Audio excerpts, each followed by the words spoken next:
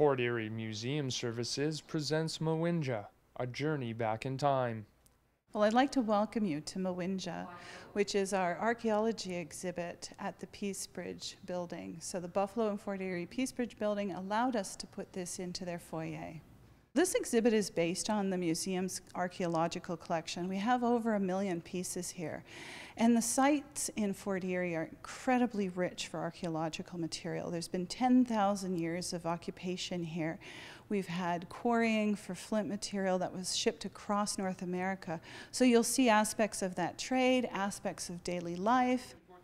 Archaeologist Gregory Braun from the University of Toronto borrowed artifacts from the collection for use in his research. He looks at the actual construction of the material to determine ritual and use.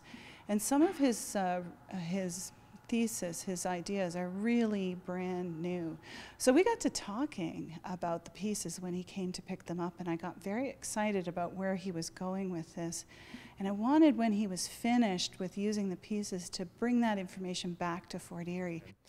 Archaeologist Gregory Braun was in Fort Erie recently to present his research based on the collection. How dynamic Iroquoian society was at around 1300 AD. So these were people that had just started living in villages, which was a completely new thing for them. In addition to that, they had started to rely much more heavily on agriculture. So they were doing very different things. And alongside these changes, there must have been a whole host of social changes that occurred because they were in a completely new situation. So now, instead of living in small, extended family groups, they had to live in a village with other people that they were unrelated to, and this was a first for them.